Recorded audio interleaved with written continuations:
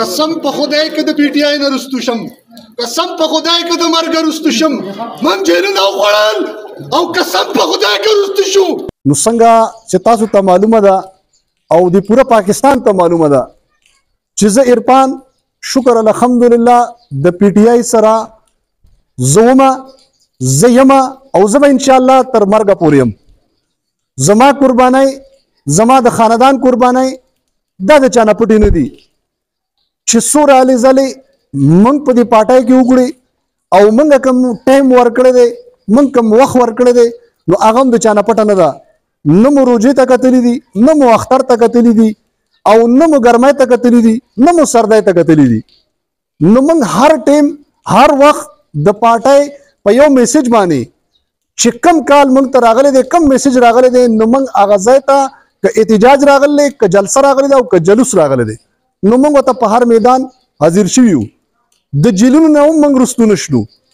نو زه دا پیغام ورکوم د ټولو خلکو ته چې عرفان یریدونکی نه دی، عرفان باندې چې کوم زورونه وشول د هغې نه هغه رستو شوی نه دی.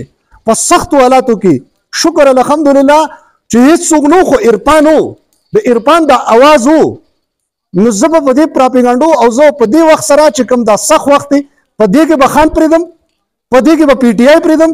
دا زما خاندان دی، دا وګورئ، دا زما ټول ترونه دا دي مخامخ ناست دي، دا زما چې کوم دی د ترونو زامن، زما د خورینه وروڼه، دا ټول دا تاسو ته ښکارېږي چې دا دی ناست دي او دی انشاءالله د پی ټی آی سره وو، د پی ټی آی سره به وي. ها مسکې چې کومه خبره زما د اپلای ما د ټیکټ دپاره کړې وه دا زما هغه کو نو هغه ما کړې وه، خو بله ورځ سپیکر صاحب رالی د ټیکټ د پاټۍ حاجي رنګیز ته یې ورکړی دی.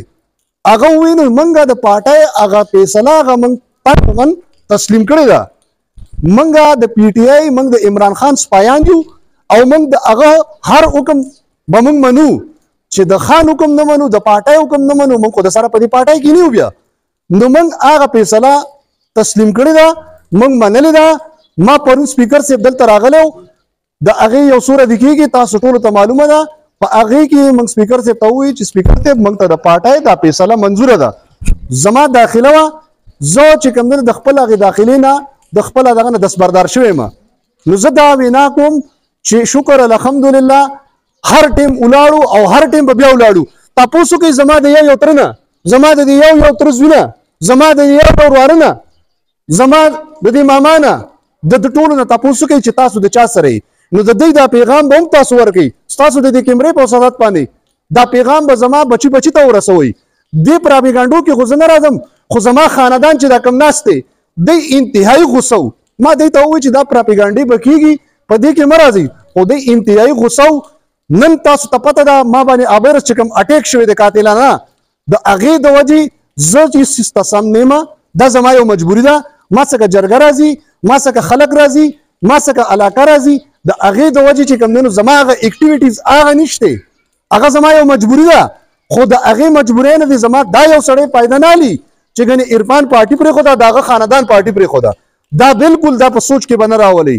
زما هغه مسله تاسو ټولې د دنیا ته معلومه ده چې ما باندې کوم اټیک شو، د هغې د وجې زه جرګې د او زه د دې علاقې د وجې د هغې د وجې زما هغه اکټیویټیز نشته. تاسو ته هم چې زما د یو مشر نه تاسو کوئ چې آیا تاسو په پی ټی آی کې یو که نه یې؟